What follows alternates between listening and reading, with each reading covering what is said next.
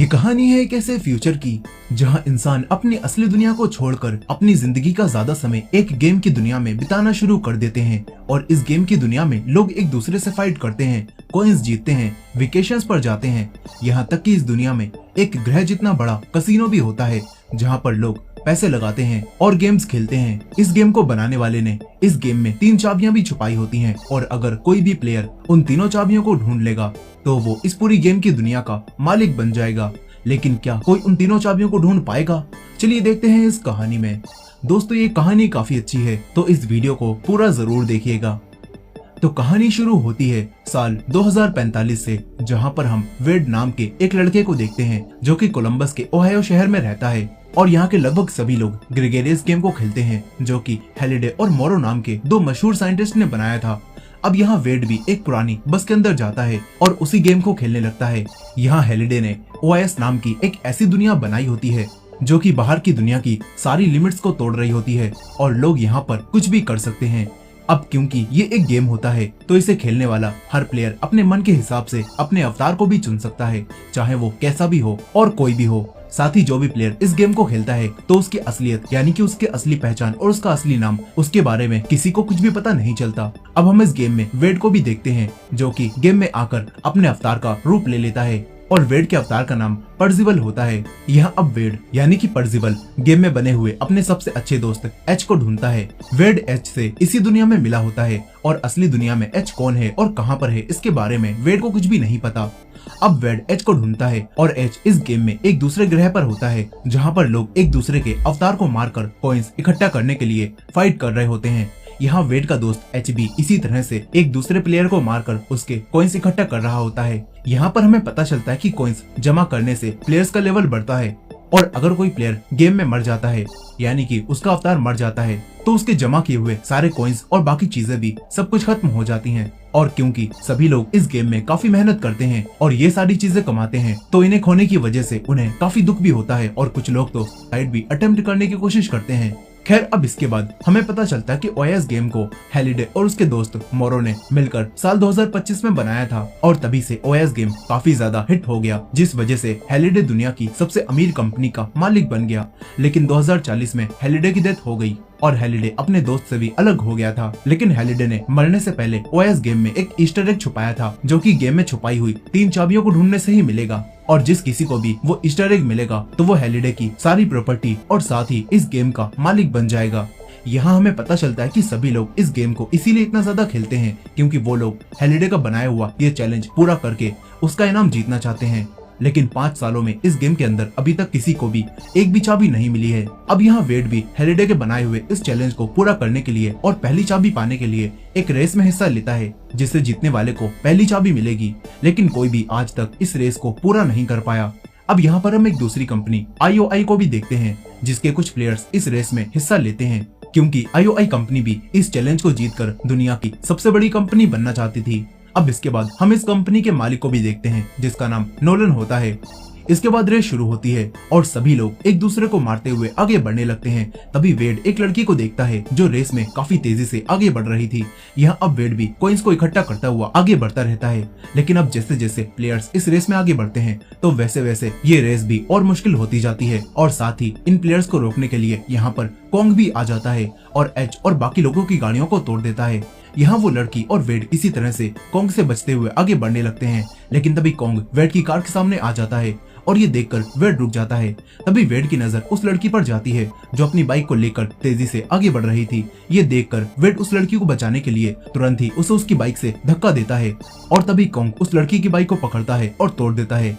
वेड ने इस लड़की की जान तो बचा ली थी लेकिन अब इस लड़की की बाइक खराब हो गई होती है। इसी वजह से वेड इससे दोस्ती करता है और इस लड़की की बाइक को ठीक करने के लिए इसे अपने साथ अपने दोस्त एच के गैराज में ले आता है। यहाँ पर एच एक काफी बड़ा रोबोट भी बना रहा होता है।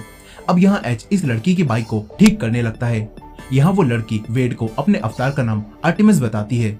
फिर वेड और आर्टेमिस हैलिडे के बारे में काफी सारी बातें करने लगते हैं। इसके बाद आर्टेमिस अपनी बाइक को लेकर यहाँ से चली जाती है। यही वेड भी अब गेम की दुनिया से बाहर निकलता है और अपने घर वापस आ जाता है। यहाँ वेड अपनी आंटी के साथ रह रहा होता है क्योंकि बचपन में ही उसने अपने पेरेंट्स को खो दिया था। अब यहाँ वेड का अंकल खराब ग्लव्स होने की वजह से ओएस में हार जाता है और वो अपना गुस्सा वेड पर निकालने लगता है।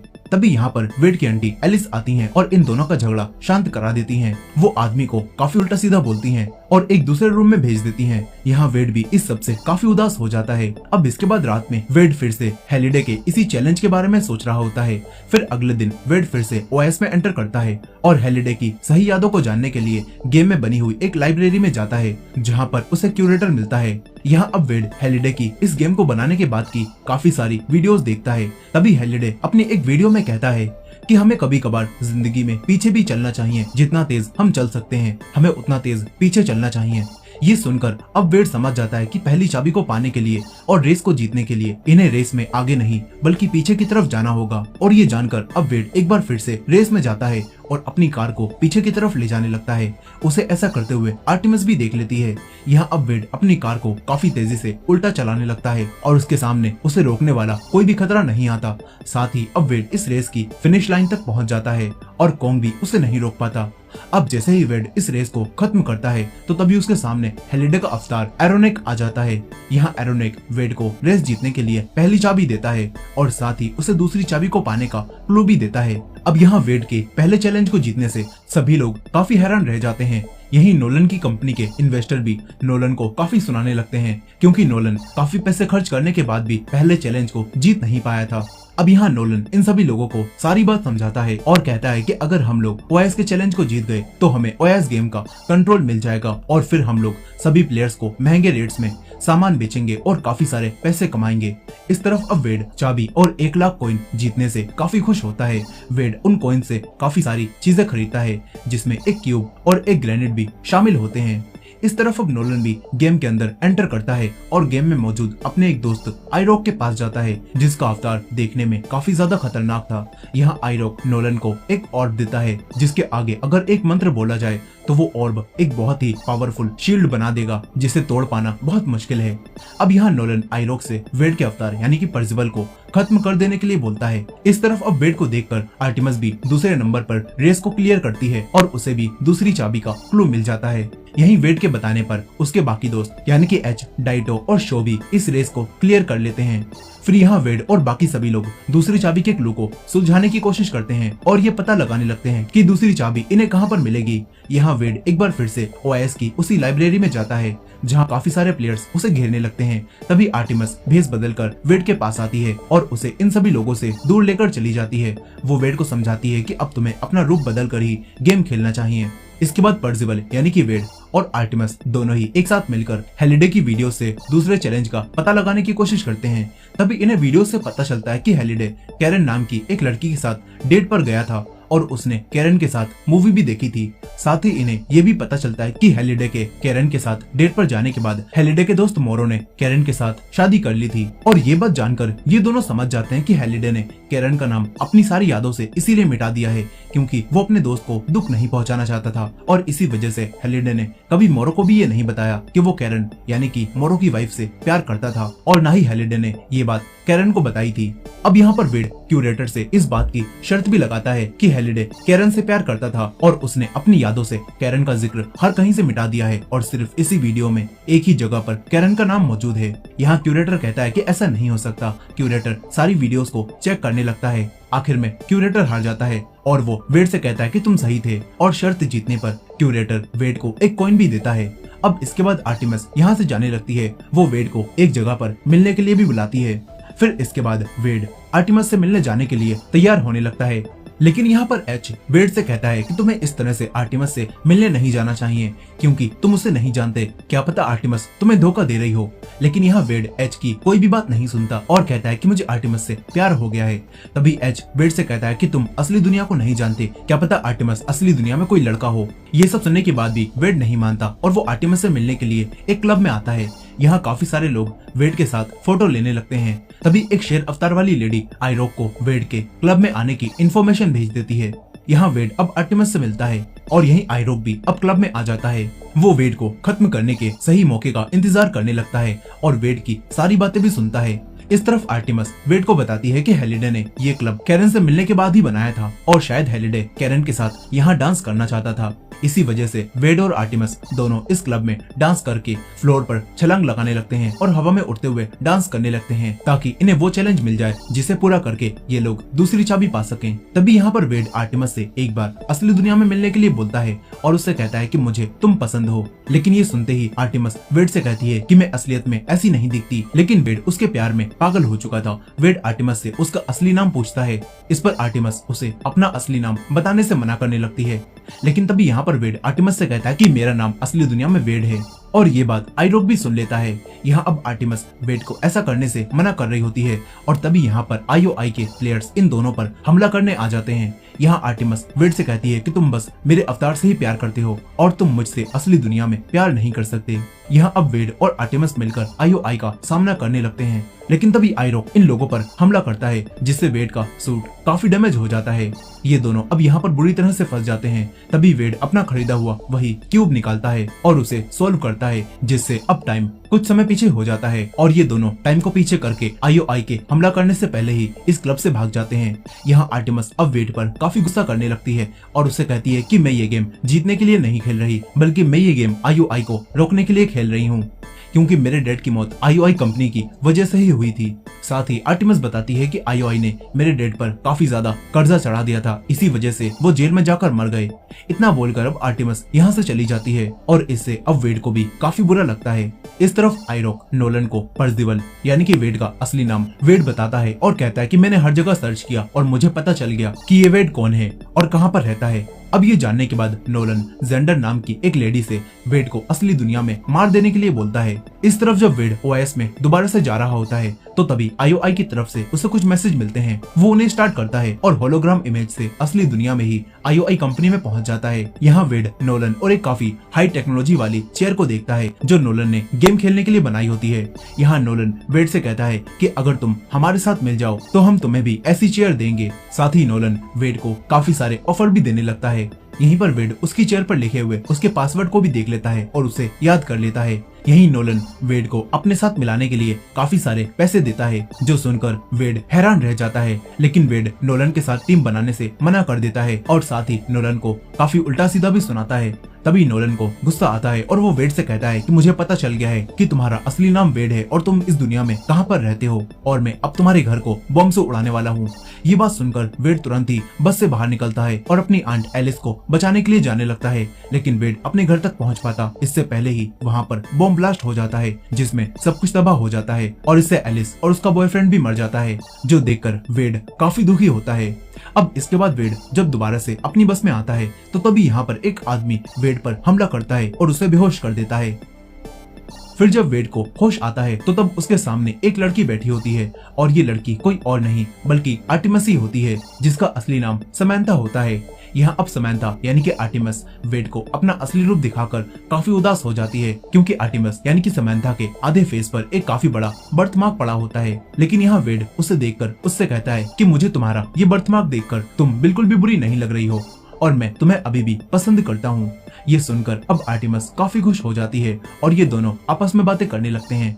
तभी इन दोनों को समझ आता है कि अगर ये दोनों OAS में उसी जगह पर जाएं जहाँ पर हेलिडे ने कैरन के साथ पहली डेट की थी तो शायद इन्हें वहाँ पर दूसरी चाबी मिल सकती है। इसीलिए वेड और आर्टिमस एच और उसके दोस्तों शो और डाइटो को भी ये सब बताते हैं और फिर ये सब लोग मिलकर उसी मूवी को ढूंढने की कोशिश करने लगते हैं जो कि हेलिडे कैरन के साथ देखने गया था और इन्हें यहाँ पर उस मूवी को ढूंढने के लिए बस 5 मिनट का टाइम ही मिलता है। अब यहाँ एच को 2 बच्चे दिखाई देते हैं और एच उनके पीछे जाता है। तभी एच के सामने एक खून की नदी आ जाती है। एच किसी तरह से हेलिडे की एक फोटो को पकड़ता है और दूसरे रूम में चला जाता है। तभी एक लेडी उसके ऊपर मॉन्स्टर बनकर हमला करने लगती है और एच को मारने की कोशिश करने लगती है। दरअसल ये सब लोग अब एक ऐसी जगह पर आ चुके थे जहाँ पर हर रूम में एक अलग मूवी की तरह ही स्टोरी चल रही होती है। लेकिन क्योंकि ये सब एक गेम है इसी वजह से मूवी में दिखाई गई हर चीज इनके सामने बिल्कुल रियल होती है। अब यहाँ पर वेड और आर्टिमस आर्टिमस किसी तरह से एच को उस रूम से बाहर निकाल लेते हैं। इसके बाद ये सब लोग उस मूवी के रूम को ढूंढना शुरू कर देते हैं जो हेलिडे कैरन के साथ देखने गया था। तभी एच इन्हें बताता है कि मैंने एक रूम के बाहर कैरन और हेलिडे की फोटो देखी थी। और ये सुनकर अब सभी लोग तुरंत ही उसी रूम के पास जाते हैं जहाँ इन्हें उस रूम में काफी सारे ज़ॉम्बीज डांस करते हुए दिखाई देते हैं। तभी इन्हें यहाँ पर कैरा भी डांस करती हुई दिखाई देती है। कैरा को देखकर आर्टिमस तुरंत ही हवा में छलांग लगा देती है और ज़ॉम्बीज को पकड़ पकड़ कर कैरा के पास जाने लगती है। यहाँ अब बाकी लोग छलांग नहीं लगा पाते और टाइम खत्म हो जाने की वजह से इस जगह से बाहर निकल जाते हैं।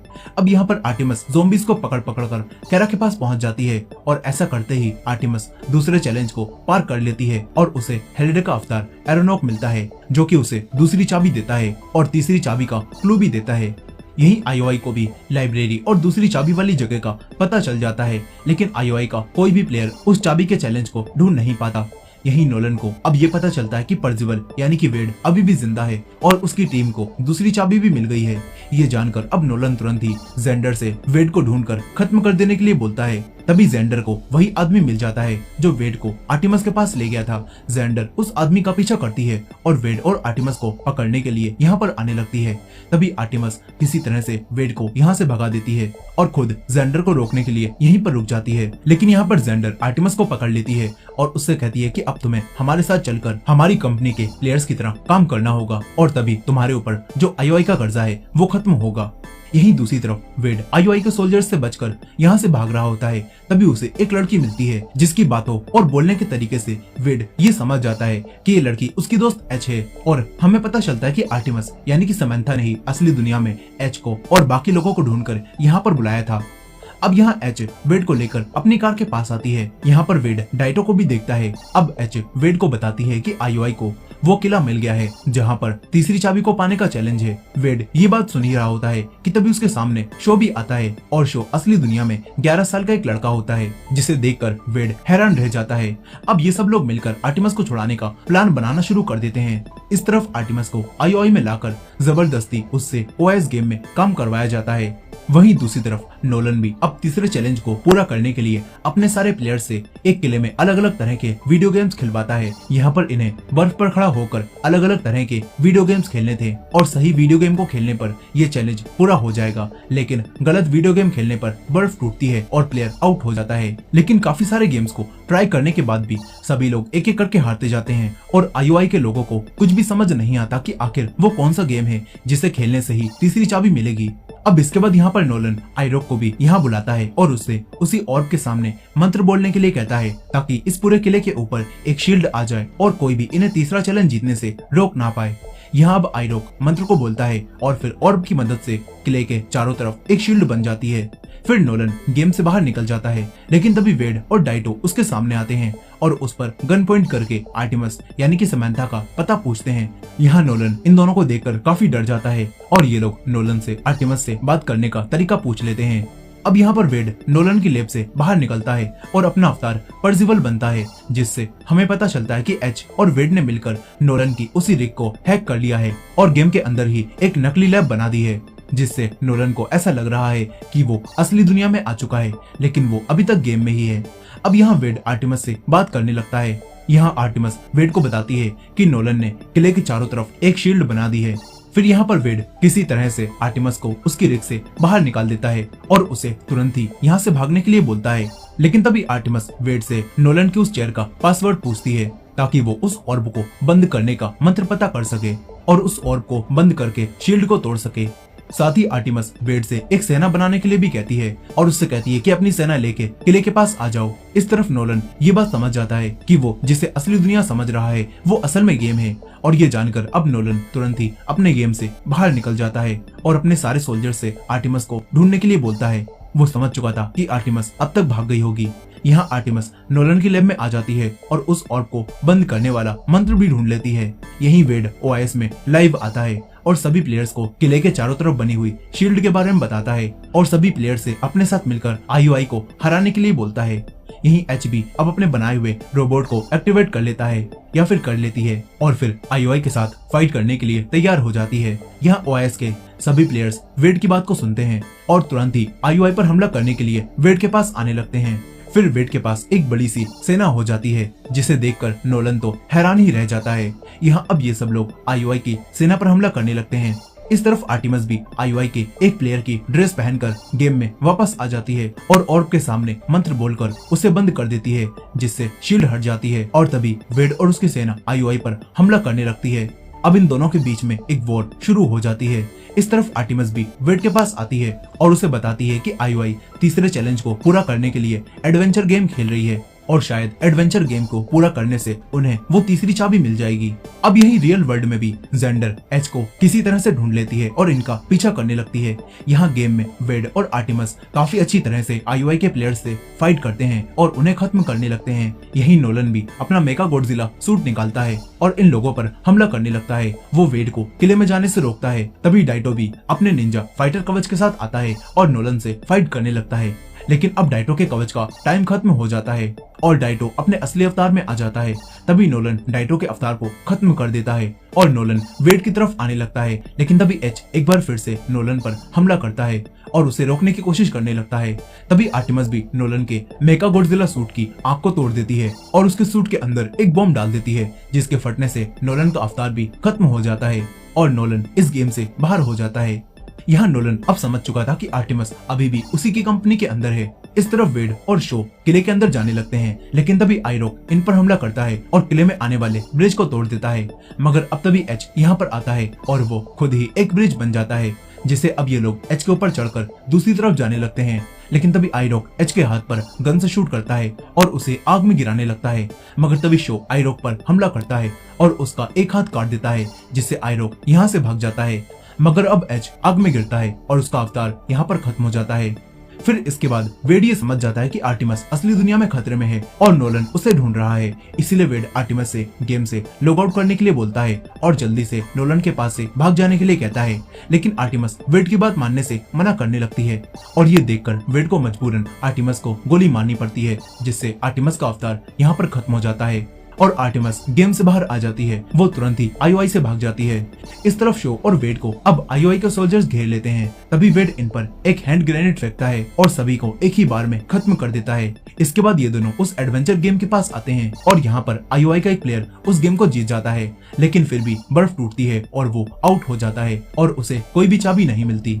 ये देखकर वेड समझ जाता है कि इस गेम को जीतना नहीं है, बल्कि एडवेंचर गेम में एक इनविजिबल डॉट है और उसे ढूंढना होगा। यहाँ अब वेड उस गेम को खेलने जा ही रहा था कि तभी आइरोक और नोलन यहाँ पर आ जाते हैं और यहाँ नोलन वेड से उसकी सारी चाबियां मांगने लगता है, लेकिन वेड नोलन को चाबी देने से मना करता है। तभी नोलन एक बड़े से वेव बॉम्ब को फोड़ने लगता है और ये देखकर तुरंत ही शो और वेड इन दोनों पर हमला करने लगते हैं और इस बॉम्ब को ब्लास्ट होने से रोकते हैं, क्योंकि अगर ये बॉम्ब ब्लास्ट हो गया तो इस गेम में मौजूद सारे प्लेयर्स एक ही बार में आउट हो जाएंगे। अब यहाँ वेड नोलन को काफी बुरी तरह से पीटता है, लेकिन तभी नोलन के हाथ में फिर से वो वेव बॉम्ब लग जाता है और नोलन उसे ब्लास्ट कर देता है, जिसके ब्लास्ट होने से काफी दूर तक वेव निकलती हैं और गेम में मौजूद सारे प्लेयर्स मर जाते हैं और इस तरह ओआईएस गेम में अब कोई भी नहीं बचता। लेकिन तभी हम वेड को देखते हैं, जिसका अवतार परसिवल गेम में अभी भी जिंदा होता है। तभी वेड अपनी जेब में रखे हुए उसी कॉइन को देखता है जिस पर एक्स्ट्रा लाइफ लिखा होता है और ये कॉइन वही होता है जो कि क्यूरेटर ने उसे दिया था, जो देखकर वेड समझ जाता है कि क्यूरेटर ने उसे इस गेम में एक एक्स्ट्रा लाइफ दी थी। अब असली दुनिया में नोलन भी वेड को गेम में जिंदा देखकर हैरान रह जाता है।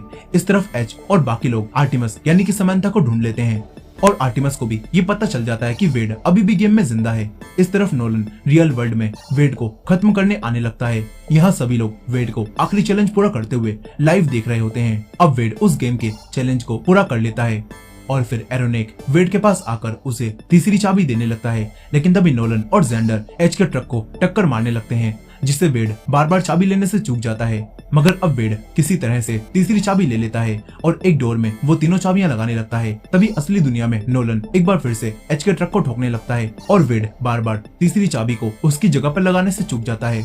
मगर बहुत कोशिश करने के बाद लास्ट में वेड उस चाबी को सही जगह पर लगा ही देता है, जिससे अब वेड के सामने वो ईस्टर एग आ जाता है, जिसको पाने के लिए ये सब लोग इतनी मेहनत कर रहे थे। यहाँ अब एरोनेक भी वेड के पास आता है और उससे कहता है कि अब बस तुम्हें इन पेपर्स पर साइन करने होंगे, जिसके बाद तुम ओआईएस के मालिक बन जाओगे।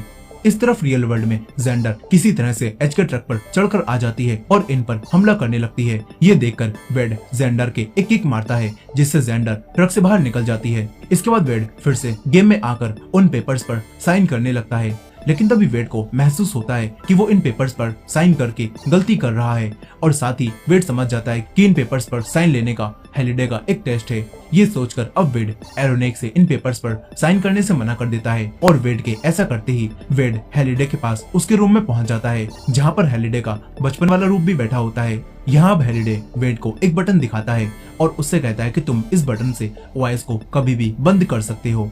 इस तरफ रियल वर्ल्ड में नोलन एच का ट्रक को बहुत तेज ठोकता है, जिससे अब एच का ट्रक वहीं रुक जाता है और अब नोलन गन लेकर इनके ट्रक की तरफ बढ़ने लगता है। यही गेम के अंदर हेलिडे वेड को बताता है कि मैंने ओएस गेम को इसलिए बनाया था क्योंकि मैं दुनिया के लोगों से अच्छी तरह से जुड़ नहीं पाता था और मैं अकेले ही रहता था, इसीलिए मैंने ओएस को बनाया ताकि मैं दुनिया के साथ जुड़ सकूं। यहाँ अपनी लाइफ के बारे में बताकर हेलिडे वेड को वही ईस्टर एग दे देता है। इधर असली दुनिया में नोलन भी ये देखता है और वेड को शूट करने से रुक जाता है, क्योंकि अब वो ये समझ चुका था कि वेड इस चैलेंज को जीत चुका है और ये चैलेंज खत्म हो चुका है। अब इसके बाद यहाँ पर पुलिस भी आ जाती है और वो लोग नोलन को अरेस्ट कर लेते हैं। यहाँ अब गेम में हेलिडे वेड को एक देकर जाने लगता है। तभी वेड हेलिडे से पूछता है कि आप तो असलियत में मर चुके हो। यहाँ वेड ये सब इसलिए पूछ रहा होता है क्योंकि हेलिडे का रियल रूप ही उसके सामने खड़ा होता है और वेड को इस बात पर यकीन नहीं होता कि हेलिडे असलियत में मर चुका है। अब यहाँ हेलिडे वेड से कहता है कि मैं मर गया हूँ। इतना बोलकर हेलिडे यहाँ से चला जाता है और फिर वेड भी गेम से बाहर आ जाता है। फिर यहाँ पर वेड के पास हेलिडे का बेस्ट फ्रेंड यानी कि मोरो आता है, जिसके साथ मिलकर हेलिडे ने ये गेम बनाया था और वो वेड से कहता है कि अब कुछ लोग तुमसे मिलना चाहते हैं। यहाँ वेड मोरो के साथ जाने से पहले आर्टिमस यानी कि समंथा को किस करने लगता है और कहता है कि मैं वो गलती नहीं करूंगा जो कि हेलिडे ने की थी। अब इसके कुछ देर बाद मोरो फिर से कुछ लॉयर्स को लेकर वेड के पास आता है और उसे कुछ पेपर्स साइन करने के लिए बोलता है ताकि वो पूरी तरह से ओएस गेम का मालिक बन जाए। लेकिन यहाँ पर वेड अकेला मालिक बनने से मना कर देता है और अपनी टीम के साथ मिलकर ओएस को चलाने के लिए कहता है, जो सुनकर मोरो को भी काफी खुशी होती है। यहाँ वेड अब अपने साथियों के साथ ट्रक से बाहर निकलता है, जहाँ सभी लोग इन्हें देखकर काफी खुश होते हैं। यही नोलन और जेंडर को भी पुलिस पकड़कर ले जाती है। इस तरफ मोरो और वेड बात कर ही रहे होते हैं कि तभी मोरो वेड को एक कॉइन देता है, जिससे वेड समझ जाता है कि मोरो ही ओएस के अंदर क्यूरेटर बनता था, यानी कि मोरो भी वो गेम खेलता था और हमेशा क्यूरेटर के अवतार में रहता था। अब वेड मोरो को अपनी पूरी टीम से मिलवाता है और फिर हमें पता चलता है कि वेड और उसकी पूरी टीम ने ओएस का पूरा कंट्रोल अपने हाथों में ले लिया और साथ ही IOI कंपनी भी बंद हो गई। अब मूवी के आखिर में हम वेड और समंथा को एक साथ देखते हैं, जो कि काफी खुश होते हैं और इन्होंने ये फैसला किया होता है कि ये लोग हफ्ते में 2 दिनों के लिए ओएस को बंद रखेंगे ताकि इंसान असली दुनिया में भी एक दूसरे से जुड़ सकें और इस गेम को बनाने का मकसद भी पूरा हो जाए। और इसी एंडिंग के साथ ये कहानी यहीं पर खत्म हो जाती है। दोस्तों, ये थी इस मूवी की फुल स्टोरी। आई होप कि आपको ये स्टोरी पसंद आई होगी। वीडियो पसंद आई हो तो वीडियो को लाइक करना मत भूलेगा और हमारे चैनल पर नए हैं तो हमारे चैनल को भी सब्सक्राइब करके बेल नोटिफिकेशन को ऑन कर लीजिएगा। मिलते हैं नेक्स्ट वीडियो में।